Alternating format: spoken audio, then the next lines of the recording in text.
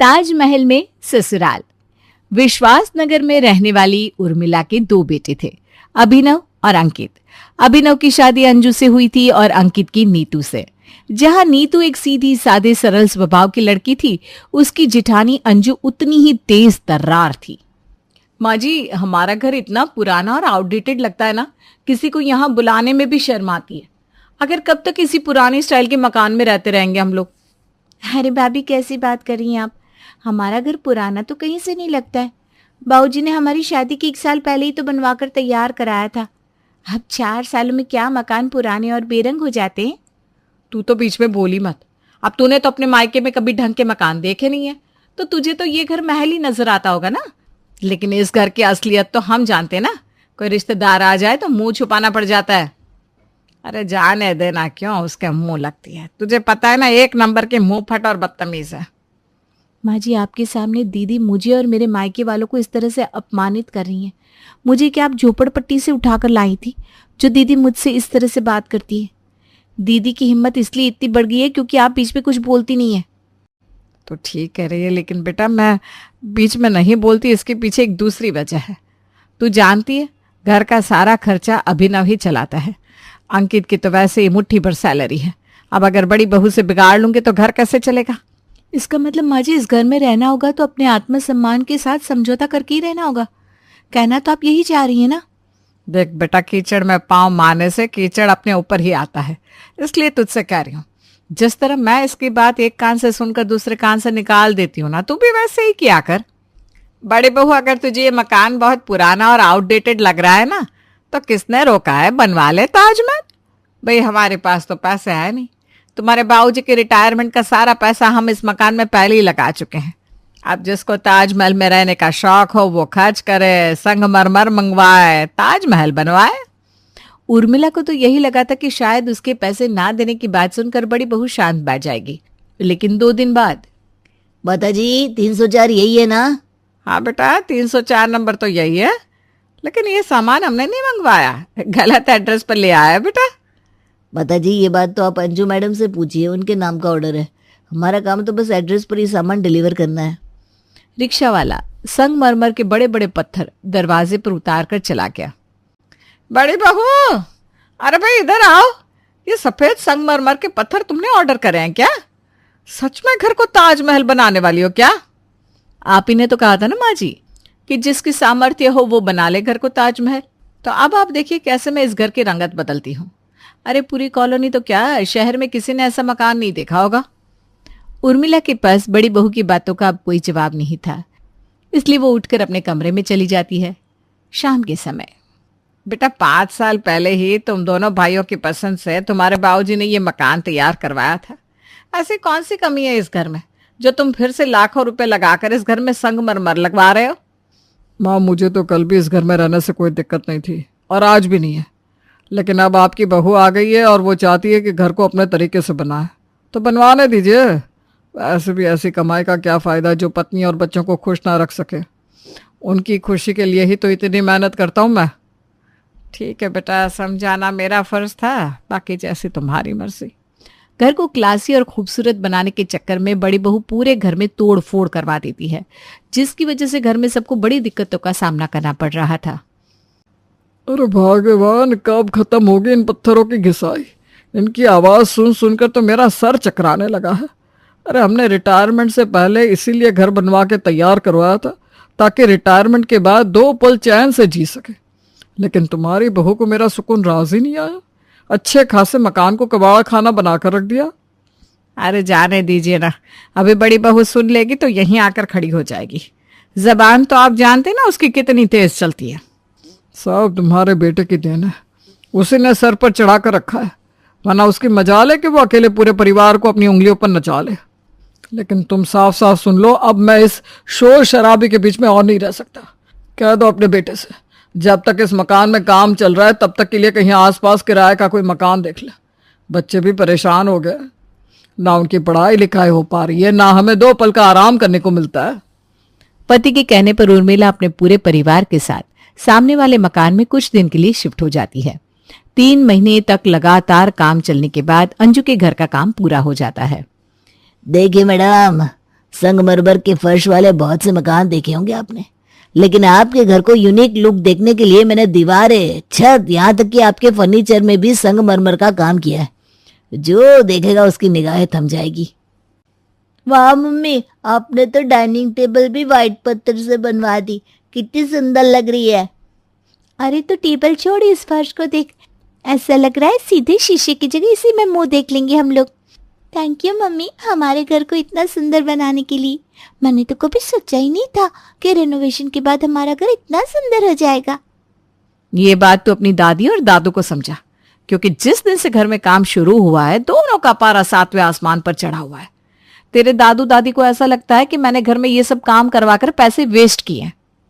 ये देखिए, मैंने घर का पूरा फर्नीचर भी चेंज करवाकर नया लगवा दिया है। अब हमारे घर में जो एक बार आएगा ना, वो कभी भूलेगा नहीं। महंगे झूमर, एंटिक इंटीरियर, सफेद संगमरमर के शीशे की तरह चमकती दीवारें हैं। तुम ही बताओ, देखा है तुमने आज से पहले ऐसा खूबसूरत घर? मानना पड़ेगा अंजू तुम्हारी पसंद को। तुमने तो वाकई घर को ताजमहल बना दिया। मुझे तो लग रहा है कि अब घर में घुसने के लिए हमें एंट्री टिकट भी देना पड़ेगा। सही कह रहे हैं पापा, आप देख रहे हैं कुछ ही दिनों में लोग टिकट लेकर हमारा घर देखने के लिए आने लगेंगे। बेटा ये घर है, कोई चिड़ियाघर नहीं जिसे देखने के लिए लोग टिकट लेकर अंदर आएंगे। और बेटा घर ना घर जैसा अच्छा लगता है, उसे ताजमहल बनाने की कोई जरूरत नहीं होती। अरे रहने दे नीतू, हमारी बात सुनने वाला घर में कोई नहीं है। तो चल, घर में बहुत काम है, हम लोग कुछ काम देख लेते हैं। जल्दी सभी लोग अपने नए घर में शिफ्ट हो जाते हैं। कुछ दिन के बाद शाम के समय सास उर्मिला पार्क से टहलकर घर में आती है। ये क्या कर रही हैं आप माँ जी? इतनी गंदी चप्पल लेकर आपने घर के अंदर पाँव रख दिया, पूरा फर्श खराब कर दिया आपने। पता है ना आपको इस घर को तैयार करवाने में कितनी लागत आई है? अरे चप्पल सर पर रखकर तो नहीं चल सकते ना, पाँव तो जमीन में ही रखना पड़ता है। अब तेरे मकान को बनवाने में लागत आई है, इसका मतलब यह तो नहीं कि हम सर पर पाँव धरकर चलना शुरू कर देंगे। देखिए माँ जी, बातों को ना रबड़ की तरह मत खींचिए। बहुत पैसा खर्च हुआ है मेरा इस घर को तैयार करने में। मकान को तैयार करवाने के लिए तो आपने कुछ भी सहयोग देने से मना कर दिया था, लेकिन कम से कम इस घर की मेंटेनेंस में तो आप लोग थोड़ा सा सपोर्ट कर ही सकते हैं। सब लोग कान खोलकर सुन लो, अब से कोई भी घर के अंदर ये गंदे चप्पल लेकर नहीं घुसेगा। फर्श पर मुझे एक भी दाग दिखाई दिया ना तो खैर नहीं। रहने दीजिए ना भाभी, माँ जी के चप्पलों से अगर फर्श गंदा हो भी गया तो मैं सफाई कर दूंगी, आप क्यों नाराज होती हैं? सफाई करना अलग बात है नीतू, और साफ सफाई से रहना अलग। बेहतर होगा कि इस घर में सब लोग साफ सफाई से रहने का तरीका सीख लो। उसी दिन दोपहर में नीतू डाइनिंग टेबल पर सभी के लिए खाना लगा रही थी, तभी चिंटू के हाथ से दाल की कटोरी उलट जाती है और डाइनिंग टेबल के ऊपर दाल बिखर जाती है। अरे चिंटू, ये क्या किया तुमने? दिखाई नहीं देता क्या? इतने बड़े हो गए हो, अभी तक ढंग से खाना खाना नहीं आया। अरे जाने दो ना बच्चा, साफ हो जाएगा, कोई बात नहीं। बेटा तुम खाओ। ऐसे कैसे जाने दो? जानते भी हो कितने का बनवाया ये डाइनिंग टेबल मैंने। ऐसे दाल गिराने के लिए नहीं है। ऐसे ही आप लोग रोज रोज इसके ऊपर खाना गिराएंगे तो 4 दिन में गंदा हो जाएगा ये। और अगर ऐसे ही दाग धब्बे वाला फर्नीचर घर में रखना था तो मुझे लाखों रुपए खर्च करने की जरूरत ही क्या थी? फिर तो इस पुराने फर्नीचर में भी कोई बुराई नहीं थी। मुझे इस घर में हर सामान एकदम शीशे की तरह चमकता हुआ नजर आना चाहिए। चिंटू चलो खड़े हो जाओ, ये अपनी कटोरी लेकर जमीन में बैठो और वहीं बैठकर खाना खत्म करो।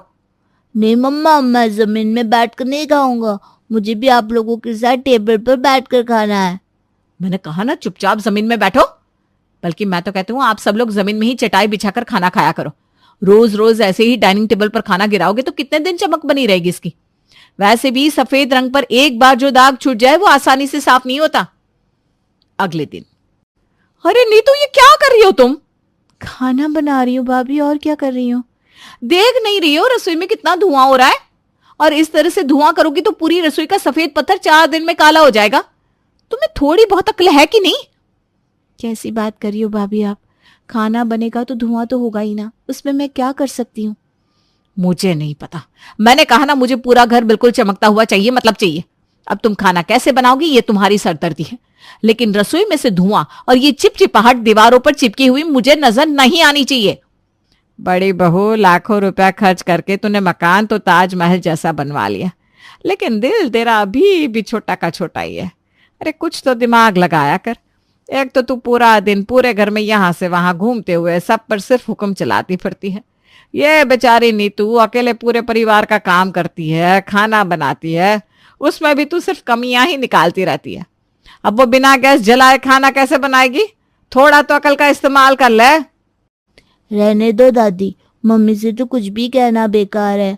आपको पता है कल मैं पार्क से खेल कर आया तो मम्मी के बेडरूम के फर्श पर पैरों के निशान बन गए। उस बात के लिए मम्मी ने मुझे बहुत डांटा। कह रही थी उनका व्हाइट कलर का फर्श अपने गंदे पाँव रखकर मैंने खराब कर दिया। आपको पता है पहले मुझसे पैर धुलवाए, फिर कमरे में रगड़ रगड़ कर पोछा भी लगवाया। बड़ी बहू की बात बात पर टोका टोकी करने की आदत के कारण परिवार में सभी लोग उससे बहुत परेशान हो चुके थे। इतना ही नहीं, उसने तो दरवाजे पर एक बोर्ड भी बनवा कर लगा दिया था जिसमें उसने लिखा था, जूते चप्पल बाहर उतारे और पैरों को धोकर ही अंदर आए। अभिनव बेटा, तेरे संगमरमर के महल में रहने की हमारी तो बिल्कुल इच्छा ही खत्म हो गई है। अरे भाई, क्या फायदा है ऐसे महल का जिसमें पांव रखने से पहले ही इंसान को 10 बार सोचना पड़े। इससे अच्छा तो हमारा पुराना मकान था। बच्चे जहां मन करता था वहां खेलते थे। कम से कम उठने बैठने जमीन पर पांव धरने से पहले सोचना तो नहीं पड़ता था। अब तो तेरी बीवी ने सबका जीना मुश्किल करके रखा है। इतना ही नहीं, मेहमानों को भी घर में घुसने से पहले पैर धोने के लिए टोक देती है वो। हम तो भाई बिल्कुल शर्मिंदा हो गए हैं अंजू बहू की हरकतों से। परेशान तो मैं भी हो गया हूँ माँ। मुझे भी कहाँ पता था कि ये सब आगे चलकर जी का जंजाल बन जाएगा। लेकिन आप लोग चिंता मत करिए, इसको सुधारने का एक आइडिया है मेरे पास। इससे बहुत समस्या है ना। हम इसका संगमरमर का बाथरूम नहाकर गंदा कर देते हैं। रसोई में खाना बनता है तो इसकी रसोई काली हो जाती है। डाइनिंग टेबल पर बैठकर खाना खाओ तो उस पर खाने के दाग लग जाते हैं। तो ठीक है, हम इसका ये ताजमहल इस्तेमाल ही नहीं करेंगे। समझ गए ना आप लोग? ठीक है भैया, जैसा आप कहें। रात के समय, अरे बोरिया बिस्तर पैक करके कहाँ जा रहे हैं आप लोग? आज किसी को सोना नहीं है क्या? सोना तो है भाभी, लेकिन आपके कीमती बेडरूम के कीमती बेड पर सोने से अगर महंगी चादर पर सिलवट आ गई तो उसका हर्जाना कौन भरेगा? इसीलिए हम लोगों ने सोचा है कि अब से हम लोग आपके बेडरूम की चादर और बिस्तर खराब नहीं करेंगे। हम सब छत पर ही बिस्तर लगाकर सो जाएंगे। आपको चिंता करने की कोई जरूरत नहीं है। अब से आपके घर की देखभाल करने की जिम्मेदारी हम सब की है। अरे अभिनव, पिंकी, तुम सब भी छत पर जा रहे हो क्या? हाँ, बच्चे भी तुम्हारे बेडरूम में सोने से मना कर रहे हैं। कह रहे हैं दादा दादी के साथ ही सोएंगे। हम लोग छत पर जा रहे हैं, तुम अपना देख लो। अगले दिन सुबह, अरे सब लोग कहाँ चले गए? घर में तो कोई नजर ही नहीं आ रहा। रसोई भी खाली पड़ी है। आज चाय नाश्ता नहीं बनाएगी क्या नीतू? नीतू, नीतू! अंजू नीतू नीतू चिल्लाते हुए बाहर पोर्च तक पहुंचती है। देखती है नीतू बाहर खुले में चूल्हे पर बर्तन रखकर चाय नाश्ता बना रही है। अरे ये क्या कर रही हो? दिमाग तो ठीक है तुम्हारा? यहाँ पर चूल्हे पर खाना क्यों पका रही हो? किचन में गैस सिलेंडर खत्म हो गया है क्या? नहीं भाभी, गैस सिलेंडर खत्म नहीं हुआ। मैंने सोचा है कि अब से मैं यहीं चूल्हे पर ही खाना बना लिया करूंगी। अब मेरे खाना बनाने की वजह से आपकी लाखों की रसोई गंदी हो जाती है ना, और मैं नहीं चाहती कि मेरी वजह से आपके ताजमहल पर कोई भी दाग लगे। लगता है पूरे परिवार का दिमाग खराब हो गया है। ठीक है, करने तो जो कर रहा है। मुझे तो खाने से मतलब है, चाहे यहां बनाओ या वहां बनाओ। अंजू को कोई खास फर्क नहीं पड़ रहा था कि घर के लोग आखिर उसे समझाना क्या चाह रहे हैं। कुछ देर बाद अंजू की माँ का फोन आता है। बेटा, तैयार हो गया तुम्हारा मकान बनकर? हाँ माँ, बिल्कुल तैयार हो गया। इतना खूबसूरत लग रहा है ना कि आप देखोगी तो देखती रह जाओगी। अरे आप तो ये समझ लो कि छोटा ताजमहल बनाया है मैंने। अगर ऐसी बात है बेटा, तो फिर मैं आज तुम्हारे पापा के साथ तुम्हारे ससुराल आ रही हूँ। अरे भाई, हम भी तो देखे हमारी बिटिया ने कैसा ताजमहल बनाकर खड़ा किया है। क्यों नहीं माँ, आओ ना, मैं आपका इंतजार करती हूँ। दोपहर के समय अंजू की माँ उसके ससुराल पहुंच जाती है। अरे बहन जी, क्या बात है? मकान का काम अभी पूरा नहीं हुआ है क्या? नहीं नहीं बहन जी, मकान का काम तो कब का पूरा हो गया। आप आइए ना अंदर। पूरा हो चुका है तो आप लोग यहाँ आंगन में अपना बोरिया बिस्तर डालकर क्यों बैठे हैं? आप आइए ना, बैठिए। नीतू बेटा, मौसी जी के लिए चेयर लगा दो यहाँ पर। और सुनो, चूल्हा जलाओ फटाफट से। समधन जी के लिए बढ़िया चाय नाश्ते का इंतजाम करो। जी माँ जी, अभी बनाती हूँ। इतना बड़ा घर है आपका और आप यहाँ आंगन में चारपाई डाले लेटी हैं। मुझे भी यहीं कुर्सी पर बिठा रही हैं, और तो और ये नीतू चूल्हे पर चाय क्यों बनाएगी? घर में गैस सिलेंडर नहीं है क्या? नहीं नहीं मौसी जी, वो बात नहीं है। घर में गैस सिलेंडर, राशन सब कुछ है। वो क्या है ना, भाभी ने मकान बनवाने में बहुत खर्च किया है। भैया की सारी जिंदगी की सेविंग खर्च हो गई इस मकान को बनाने में। अब उनका सफ़ेद संगमरमर का ताजमहल जैसा खूबसूरत मकान है। अगर हम लोग दिन भर वहीं पड़े रहेंगे तो गंदा नहीं हो जाएगा? रसोई का तो आप जानती हैं, रसोई में तो कुछ भी बनाओ तो इतना गंदा काला चिपचिपा धुआं निकलता है कि पूरी दीवारें छत सब गंदा हो जाता है। बस इसलिए मैं रसोई में खाना नहीं बनाती। यही आंगन में चूल्हा बना लिया है, इसी में लकड़ियां रखकर इस पर खाना बना लेती हूँ। आप लोग ये क्या कह रहे हैं? इंसान मकान बनाता किस लिए? रहने के लिए ना। और अगर रहने से मकान गंदे हो जाएंगे तो उस मकान को क्या शोपीस बनाकर रखा जाएगा? माँ चलो ना अंदर, यहाँ क्या कर रही हो? अरे नहीं बेटा, अंदर कैसे ले जाएंगे? इतना महंगा सोफा है, बार बार लोग बैठेंगे तो टूट जाएगा। और वैसे भी तू ही तो कहती है ना हमें घर को मेंटेन करना चाहिए। अरे बेटा, ये क्या तमाशा बना कर रख दिया तूने घर का? मैं कहती हूँ अगर घर में रहने वाले लोगों को सुकून ही ना मिले तो ऐसे लाखों करोड़ों के मकान बनाने का क्या फायदा? बिस्तर पर बैठने से पहले घर के सदस्यों को 100 बार सोचना पड़े। ऐसे महंगे फर्नीचर का इंसान क्या अचार डालेगा? अगर तेरे सफेद संगमरमर पर पैर रखने से वो मैला हो जाएगा तब तो बेचारे बच्चे घर के अंदर कभी डर से खेल ही नहीं पाएंगे। इससे तो अच्छा वो मकान जैसा था वैसा ही ठीक था।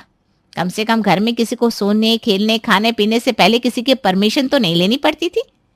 बड़े गर्व से अपनी बेटी का आलीशान मकान देखने आई थी मैं, लेकिन अब मुझे समझ में आया कि इस बड़ी सी इमारत को बनाकर तूने घर के लोगों का चैन और सुकून छीन लिया है। माँ की बात सुनकर अंजू को अपनी गलती समझ में आ जाती है और उस दिन के बाद वो घर के लोगों को बार बार टोकना बंद कर देती है, जिससे सभी लोग अपनी जिंदगी सुकून से जीना शुरू कर देते हैं।